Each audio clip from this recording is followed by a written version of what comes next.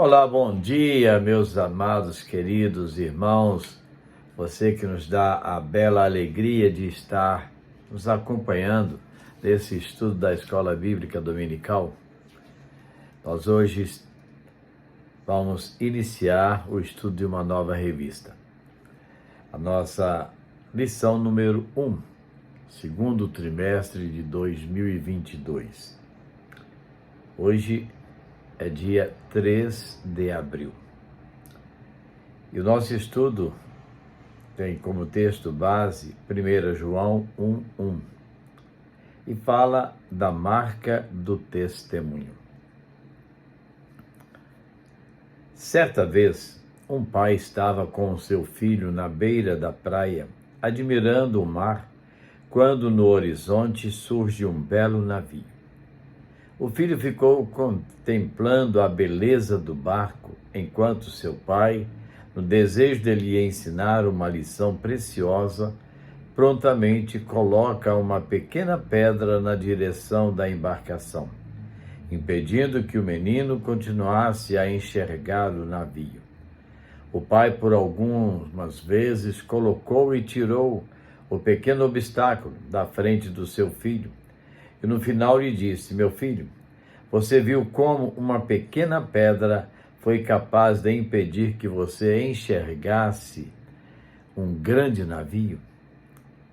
Fiz isso para que você se lembre que um pequeno obstáculo pode nos impedir de enxergar grandes verdades. As cartas de João são conhecidas como epístolas gerais. Embora a primeira carta não possua na sua introdução uma saudação ou uma apresentação formal, o estilo literário e as semelhanças com o Evangelho escrito por João nos fornecem elementos para que, ao longo da tradição cristã, a carta fosse reconhecidamente atribuída a João.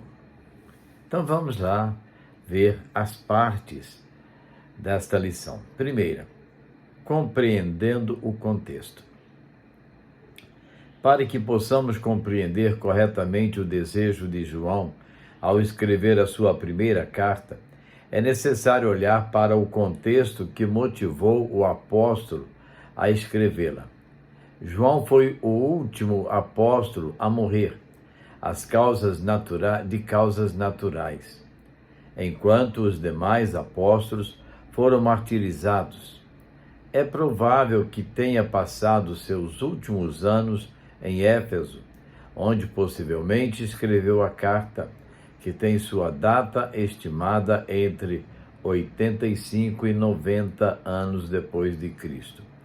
Antes de ser banido pelo imperador romano para a ilha de Patmos, na Grécia. A motivação do apóstolo foi o crescimento de uma heresia chamada gnosticismo. O gnosticismo defendia uma espécie de dualismo, no qual o corpo era mau e o espírito bom. Como consequência disso, surgiram falsos mestres na igreja que negavam a humanidade de Cristo, mesmo que atribuíssem alguma divindade a ele. O pastor Hernandes Dias Lopes afirma que os gnósticos diziam que o corpo, sendo matéria, não podia ser bom. Por conseguinte, negavam a encarnação de Cristo. Essa posição resultou em duas diferentes atitudes em relação ao corpo: asceticismo ou libertinagem. Esses falsos mestres que surgiram dentro do ambiente eclesiástico agora haviam se tornado uma séria ameaça para os cristãos. Não eram as perseguições físicas que ameaçavam a igreja, mas a sedução de ensinos deturpados transmitidos através desses hereges. Jesus já havia alertado sobre o surgimento deles no meio da igreja, Mateus 24:11. O apóstolo Paulo alertou aos presbíteros da igreja de Éfeso que lobos entrariam no meio do rebanho. Atos 20, 29 e 30. Não eram, lembremos bem, não eram as perseguições físicas que ameaçavam a igreja, mas a sedução de ensinos deturpados. Isso tem acontecido nos dias de hoje. Muitos falsos mestres estão ensinando os ensinos bíblicos de forma deturpada. Segundo, as credenciais da testemunha. Enquanto falsos mestres surgiam no meio da igreja e desviavam alguns cristãos, o apóstolo começava sua carta apresentando suas credenciais de testemunha legítima. O discípulo era a última testemunha viva de todo o ministério terreno de Jesus. Assim, as marcas que credenciavam João eram as suas próprias histórias. Ele foi testemunha de tudo aquilo que Jesus realizou e do seu poder transformador. O discípulo foi marcado tão profundamente pelo que havia testemunhado que usou exaustivamente em seus escritos termos gregos para falar do testemunho, martúria, testemunho. Aí nós vemos aqui vários textos, né? João 3, 32, 5, 34, 8, 17. Então João ele usa várias vezes. Ou então o verbo marturel, testemunhar. Também em vários momentos ele ressalta isso. Diante disso, podemos aprender que o que nos habilita como testemunhas, ainda hoje, é aquilo que demonstramos com as nossas próprias vidas, as experiências que vivemos em nosso relacionamento com Cristo. Então, a marca de um verdadeiro cristão deve ser o impacto que a palavra de Deus causa em sua vida. O terceiro ensino, o conteúdo do testemunho. João não apresenta nenhuma nova doutrina, pelo contrário, ele reafirma aquilo que ele conhecia, o poder transformador de Cristo. No passado, ele fora chamado por Jesus de Filho do Trovão, Marcos 3,17. Em seu temperamento inicial, ele está envolvido em ações que demonstravam suas características como um homem rude e vingativo. Lucas 9, 53 a 55. O que lhe gerou uma dura repreensão de Jesus. Em outro momento, João proíbe um homem de agir em nome de Jesus, Marcos 9, 38 a 39. Todavia, essa marca rude e impulsiva foi trocada, ao ponto de ser chamado de o discípulo do amor. A mudança que Jesus fez na vida de João. A marca de um verdadeiro cristão deve ser o impacto que a palavra de Deus causa em sua vida, a partir do momento em que ele aceita Cristo como seu único e suficiente Salvador e cresce ao ponto de ele ser transformado pelo poder de Deus. Maravilha, né? Em tempos onde muitas coisas estranhas têm surgido no meio da igreja, o testemunho fiel das Escrituras e da vida do discípulo é um poderoso antídoto para as heresias modernas, das quais podemos destacar três: o liberalismo, o misticismo e o pragmatismo. Para isso, devemos seguir o exemplo do apóstolo João.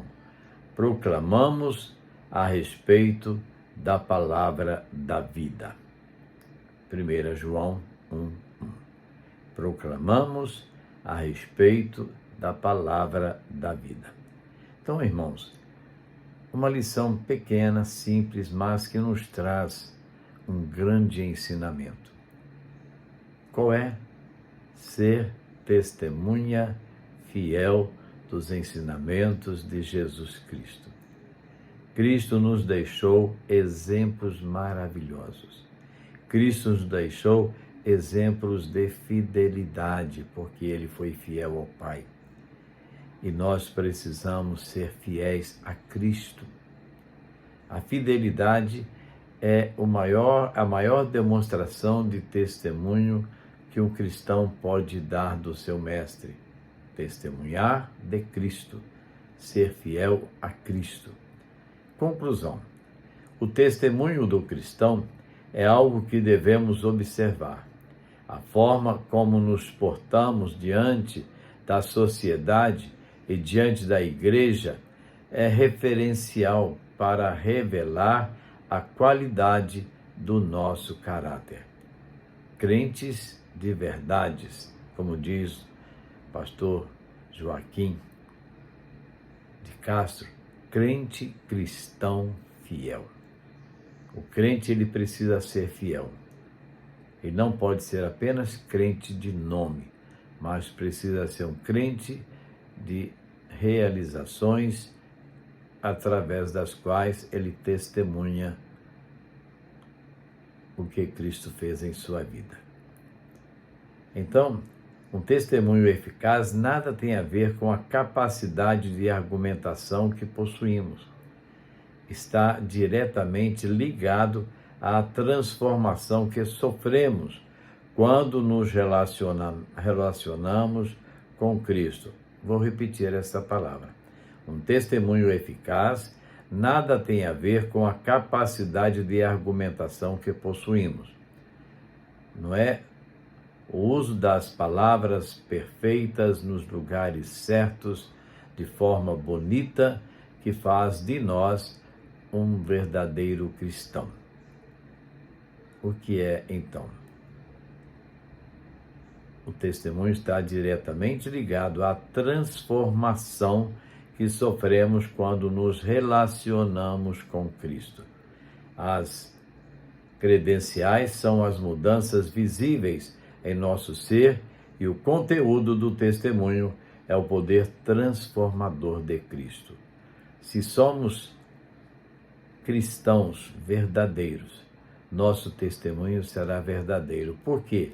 Será apresentado pela transformação que sofremos, que deixamos Cristo operar em nossas vidas. Para pensar e agir. Quais são as experiências pessoais que temos com Cristo e podemos afirmar que o vimos, tocamos e sentimos? Temos dedicado tempo de qualidade para conhecer a Deus através da sua palavra e não apenas com base nas mensagens dos cultos? Não é pela mensagem que o pregador prega somente, elas ajudam-nos, mas principalmente pela leitura que fazemos da Bíblia Sagrada, a palavra de Deus. Se somos leitor assíduo, fiel e demonstramos o aprendizado que tiramos da leitura da Bíblia, aí nós estamos crescendo espiritualmente. O crente que não vai à escola bíblica dominical, o crente que não vai à igreja, o crente que não gasta tempo lendo a palavra de Deus e meditando nos seus ensinamentos, esse cristão, ele fica paralisado, ele não progride, ele não cresce espiritualmente. Como o nosso testemunho tem impactado a vida das pessoas à nossa volta? Como elas estão nos vendo? Por acaso elas estão olhando para nós e vendo apenas um frequentador de igreja? Ou elas estão vendo um crente verdadeiro? Que testemunho estamos dando do nosso Senhor Jesus Cristo? As mudanças que Cristo tem feito em nós podem ser percebidas por outras pessoas? Ou apenas trocamos de roupa? Qual o conteúdo da sua mensagem quando você testemunha você ou Cristo? Que conteúdo tem tido as suas palavras quando você fala de Cristo às pessoas? Você está exaltando a você ou você está exaltando a Cristo? Você está apresentando uma solução para a vida ou você está falando verdadeiramente da salvação que Cristo operou em você? Coisa maravilhosa, né? Essa lição. Como ela nos ensina, como ela nos traz, assim, coisas boas que podem fazer de nós verdadeiras testemunhas de Jesus. E quando nós testemunhamos com fidelidade do Senhor Jesus, nós podemos descansar com a nossa consciência em paz, porque fizemos o que era certo.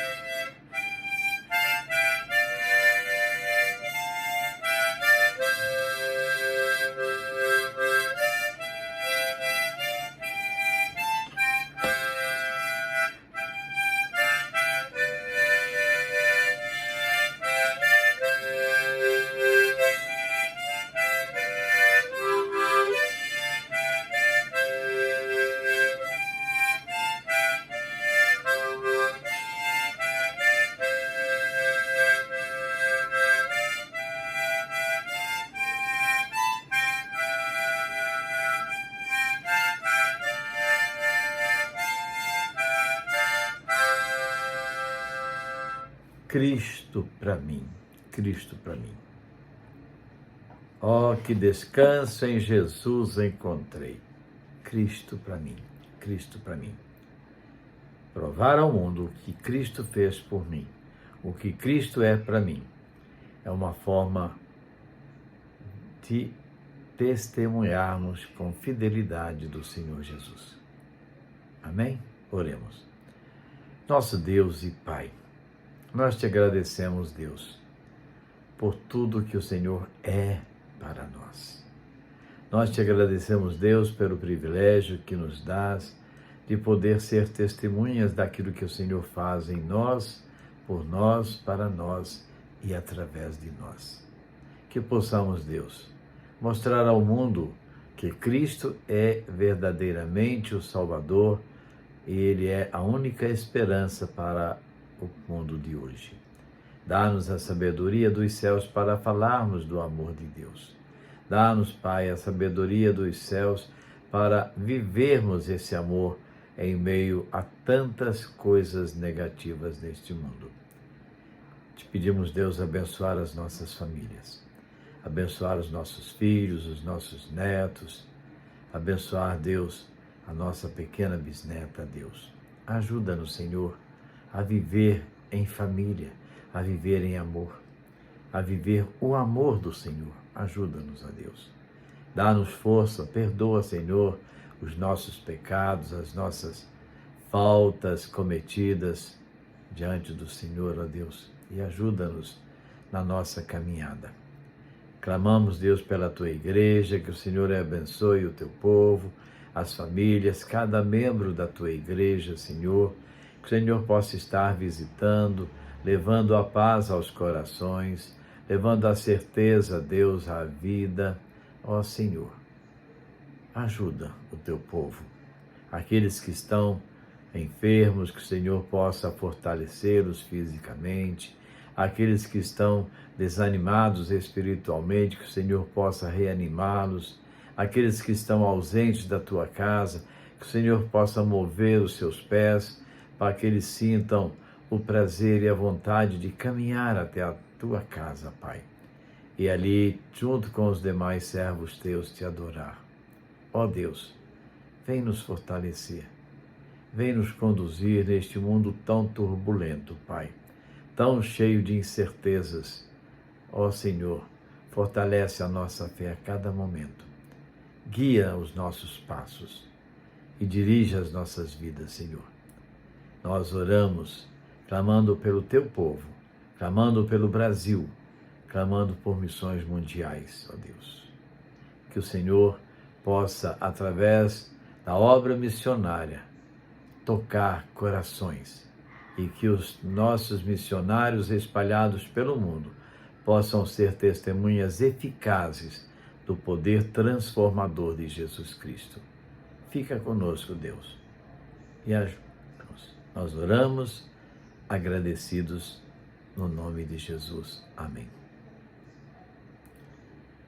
É isso, queridos. E assim nós estamos chegando ao final de mais um estudo da EBD em sua casa. E lembrando a você, não deixe de ir à casa do Senhor. Não fique apenas através desse ensinamento, deste estudo que passamos para você online. Vá junto com os demais, ali discutir a lição, aprender mais e mais. Às 8 horas da manhã, nossa escola dominical, presencial, ao meio-dia, estamos de volta com a escola da tarde. E à noite, nós estamos ali na casa do Senhor para o estudo da revista e, em seguida, o nosso culto de adoração ao Senhor. Hoje, dia 3 de abril, estará pregando para nós o pastor Sirlei. Pastor Sirlei é membro da Igreja Batista SEAB, é dirigente da Congregação Batista lá no Havaí e é responsável pelo ministério da terceira idade daquela igreja. Esperamos você. Não deixe de estar ali conosco. Amém? A todos, um bom dia, um bom domingo em família e na presença e na dependência do Senhor. Fica com Deus.